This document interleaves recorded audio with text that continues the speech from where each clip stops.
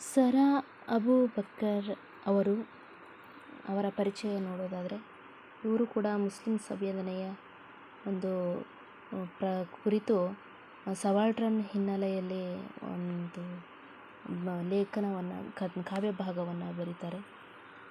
ಕಥಾ ಭಾಗ ಇದು. ಮುಸ್ಲಿಂ ಹುಡುಗಿ ಶಾಲೆ ಕಲ್ತಿದ್ದು ಅಂತ. ಇದು MA ಕನ್ನಡ 4ನೇ ಸೆಮಿಸ್ಟರ್ಗೆ ಬಂದಿರುವಂಥ ಪಠ್ಯ. ಮುಸ್ಲಿಂ ಹುಡುಗಿ ಶಾಲೆ ಕಲ್ತದ್ದು ಈ ಒಂದು ಪಠ್ಯ ಭಾಗ ಮುಸ್ಲಿಂ ಮಹಿಳಾ ಸಂವೇದನೆ ಹಿನ್ನೆಲೆಯಲ್ಲಿ ಕುರಿತದ್ದಾಗಿದೆ.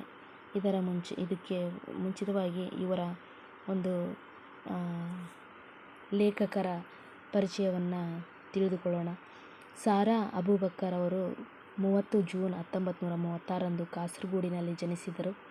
ಚಂದ್ರಗಿರಿಯ ತೀರದಲ್ಲಿ ಸಹನಾ, ಕದನ ವಿರಾಮ, ವಜ್ರಗಳು, ಸುಳಿಯಲ್ಲಿ ಸಿಕ್ಕವರು, ತಳ ಒಡೆದ ದೋಣಿಯಲ್ಲಿ ಮುಂತಾದವು ಇವರ ಪ್ರಮುಖ ಕಾದಂಬರಿಗಳು. ಚಪ್ಪಲಿಗಳು, ಕೆಡ್ಡ, ಅರ್ಧರಾತ್ರಿಯಲ್ಲಿ ಹುಟ್ಟಿದ ಕೂಸು, ಪಯಣ ಇವು ಕಥಾಸಂಕಲನಗಳು.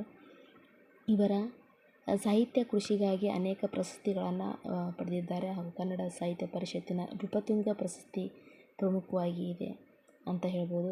ಪ್ರಸ್ತುತ ಇವರು ಒಂದು ಇನ್ನೂ ಇವ್ರ ಬಗ್ಗೆ ತಿಳಿಯಬೇಕಾದ್ರೆ, ಇವರು ಪ್ರಖ್ಯಾತ ಕನ್ನಡದ ಲೇಖಕಿ ಸರಾ ಅಬೂಬಕರ್ ಅವರು ಜೂನ್ 30ರಂದು 1936ರಲ್ಲಿ ಜನಿಸ್ತಾರೆ.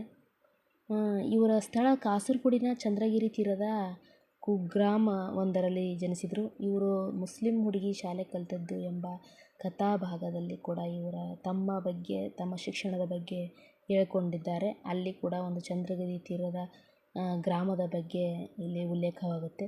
ಇವರ ತಂದೆ ನ್ಯಾಯವಾದಿಗಳಾಗಿದ್ದರು ಅಂತ ಹೇಳ್ತಾರೆ. P. ಅಹಮದ್ ಅವರವರು. ತಾಯಿ ಚೈನಾಬಿ ಅವರು. ಸಾರಾ ಅಬೂಬಕರ್ ಅವರ ಪ್ರಾಥಮಿಕ ವಿದ್ಯಾಭ್ಯಾಸ ಹುಟ್ಟಿದೂರಿನಲ್ಲಿ ನೆರವೇರುತ್ತೆ. ಮುಂದೆ ಅವರ ಹೈಸ್ಕೂಲ್ದವರೆಗೆ ಕಲಿತಿದ್ದು ಕಾಸರಗೋಡಿನಲ್ಲಿ. ಅರೇಬಿಕ್ ಕಲಿತಿದ್ದ ಅಜ್ಜಿ ಹೇಳುತ್ತಿದ್ದ ಕಥೆಗಳಿಂದ ಆಕರ್ಷಿತರಾಗಿ ಸಾಹಿತ್ಯದಲ್ಲಿ ಏನಾದರೂ ಸಾಧಿಸಬೇಕೆಂಬ ಆಶಯ ಅವರ ಬಾಲ್ಯದಲ್ಲೇ ಮೂಡಿಬಂದಿತ್ತು. ಎಂಜಿನಿಯರಿಂಗ್ ಆಗಿದ್ದ ಅಬೂಬಕರ್ ಅವರೊಡನೆ ಸಾರಾ ಅವರ ವಿವಾಹ ಏರ್ಪಟ್ಟು ವಿದ್ಯಾಭ್ಯಾಸಕ್ಕೆ ವಿದಾಯ ಹೇಳುವಂತಾಯಿತು. ಆದರೆ ಓದಿನಲ್ಲಿ ನಿರಂತರ ಆಸಕ್ತರಾಗಿದ್ದ ಸಾರಾ ಅವರು ಶಿವರಾಮ ಕಾರಂತರು, ಇನಾಮದಾರ್, ಭೈರಪ್ಪ, ಅನಂತಮೂರ್ತಿ ಇವರೆಲ್ಲರ ಬರವಣಿಗೆಗೆ ಮಾರುಹೋಗಿ ಸದಾ ಓದಿನಲ್ಲಿ ಮಗ್ನರಾಗುತ್ತಿದ್ದರು. ಮನೋವಿಜ್ಞಾನದ ಬಗ್ಗೆ ತ್ರಿವೇಣಿಯವರು ಬರೆದ ಕಾದಂಬರಿಗಳು ಸಾರಾ ಅವರಲ್ಲಿ ಆಕರ್ಷಣೆ ಹುಟ್ಟಿಸಿದ್ದವು. ಬದುಕುತ್ತಿದ್ದ ಸುತ್ತಮುತ್ತಲಿನ ಪರಿಸರದಲ್ಲಿ ಮನೋವ್ಯಾಕುಲತೆಗೊಳಗಾಗುತ್ತಿದ್ದ ಬಹಳಷ್ಟು ಸಹಧರ್ಮೀಯರ ಕುರಿತು ಅವರ ಮನ ನಿರಂತರವಾಗಿ ಮಿಡಿಯುತ್ತಿತ್ತು. ತಲಾಖ್ ಸಂಪ್ರದಾಯ, ಮಕ್ಕಳಾದ ನಂತರ ಅಸಹನೀಯ ಬದುಕು ಇವೆಲ್ಲ ಅವರನ್ನು ಕಾಡುತ್ತಿದ್ದವು. ಇವರ ಕಾದಂಬರಿಗಳು ಅಣ್ಣ ತಂದು ಕೊಡುತ್ತಿದ್ದ ವೈಕಂ ಮಹಮ್ಮದ್ ಬಶೀರ್ ಅವರ ಕಾದಂಬರಿಗಳ ಓದಿನ ಪ್ರಭಾವದಿಂದ ಅವರಲ್ಲಿ ಬರೆಯಬೇಕೆಂಬ ಅಂತರಾಳದ ಒತ್ತಡ ನಿರಂತರವಾಗಿ ಹೊರಹೊಮ್ಮುತ್ತಿತ್ತು. ಹಲವಾರು ವರ್ಷ ಸಾಮಾಜಿಕ ಸಮಸ್ಯೆಗಳ ಮಂಥನದಿಂದಾಗಿ MK ಇಂದಿರಾ ಅವರಿಗೆ 40 ದಾಟಿದ ನಂತರ ಸಾರಾ ಅಬೂಬಕರ್ ಬರೆಯಲು ಪ್ರಾರಂಭಿಸಿದರು. ಹೀಗೆ ಅವರು ಬರೆದ ಮೊದಲ ಕಾದಂಬರಿ ಚಂದ್ರಗಿರಿಯ ತೀರದಲ್ಲಿ ಲಂಕೇಶ್ ಪತ್ರಿಕೆಯಲ್ಲಿ ಧಾರಾವಾಹಿಯಾಗಿ ಪ್ರಕಟಗೊಂಡಿತು. ಈ ಕಥೆಯಲ್ಲಿ ಹೊರಹೊಮ್ಮಿದ ವಾಸ್ತವಿಕ ಬದುಕಿನ ಚಿತ್ರಣ ಮತ್ತು ಧರ್ಮದ ಕಟ್ಟುಪಾಡುಗಳಲ್ಲಿ ಶೋಷಿತಗೊಂಡ ಮಹಿಳೆಯರ ಧ್ವನಿಗಳು ಅಸಂಖ್ಯಾತ ಓದುಗರ ಹೃದಯವನ್ನು ತಟ್ಟಿ ಈ ಕಾದಂಬರಿ ಎಲ್ಲೆಡೆಯಿಂದ ಮೆಚ್ಚುಗೆ ಪಡೆಯಿತು. ಆನಂತರದಲ್ಲಿ ಸಾರಾ ಅವರು ಬರೆದ ಇತರ ಹಲವಾರು ಕಾದಂಬರಿಗಳೆಂದರೆ ಚಂದ್ರಗಿರಿಯ ತೀರದಲ್ಲಿ ನಂತರ ಬರೆದದ್ದು ಸಹನಾ, ವಜ್ರಗಳು, ಕದನ ವಿರಾಮ, ಸುಳಿಯಲ್ಲಿ ಸಿಕ್ಕವರು, ಪ್ರವಾಹ ಸುಳಿ, ತಳ ಒಡೆದ ದೋಣಿ, ಪಂಜರ ಇನ್ನು ಮುಂತಾದವುಗಳನ್ನು ರಚನೆ ಮಾಡಿದರೆ. ಕಥಾಸಂಕಲನಗಳು ಚಪ್ಪಲಿಗಳು, ಪಯಣ ಮತ್ತು ಇತರ ಕಥೆಗಳು, ಅರ್ಧರಾತ್ರಿಯಲ್ಲಿ ಹುಟ್ಟಿದ ಕೂಸು, ಕೆಡ್ಡ, ಬಾನುಲಿ ನಾಟಕಗಳು, ಕಮರಿದ ಕನಸು, ಮಗಳು ಹುಟ್ಟಿದಳು, ತೇಲಾಡುವ ಮೋಡಗಳು, ತಾಳ, ಹೀಗೂ ಒಂದು ಬದುಕು ಮುಂತಾದವು. ಲೇಖನಗಳನ್ನು ನೋಡಿದರೆ ಅನುವಾದಗಳು ಕೂಡ ಹೌದು. ಲೇಖನಗುಚ್ಛ, ಮನೋಮಿ ಬಲೆ, ನಾನಿನ್ನೂ ನಿದ್ರಿಸುವೆ, ಪ್ರವಾಸ ಕಥನ ನೋಡಿದರೆ ಐಷಾರಾಮದಲ್ಲಿ ಇವರ ಒಂದು ಪ್ರಮುಖವಾದ ಪ್ರವಾಸ ಕಥನ.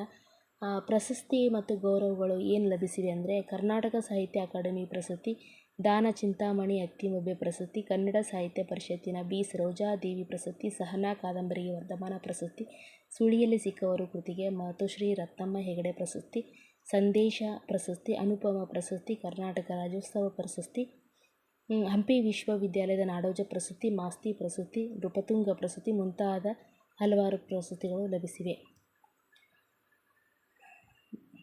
ಇಲ್ಲಿ ಮುಖಪುಟಗಳನ್ನು ನೋಡೋದಾದರೆ ಹೊತ್ತು ಕಂತುವ ಮುನ್ನ, ಕಾಣಿಕೆ, ಸಹನಾ, ಬಲೆ, ಸಂದೇಹದ ಸುಳಿಯಲ್ಲಿ, ಚಿಂತನೆ, ಮುಂಬೆಳಕು, ಚಂದ್ರಗಿರಿಯ ತೀರದಲ್ಲಿ, ಈ ಥರ ಇವನ್ನ ನೋಡಿದಾಗ ಸಾರಾ ಅಬೂಬಕ್ಕರ್ ಅವರ ಒಂದು ಪರಿಚಯವನ್ನು ನಾವು ಮಾಡಿಕೊಂಡ್ವಿ. ಎಲ್ಲರಿಗೂ ಕೂಡ ಧನ್ಯವಾದ ಹೇಳ್ತಾ ಇವರ ಒಂದು ಪರಿಚಯವನ್ನು ಮುಗಿಸ್ತಾ ಇದ್ದೀನಿ.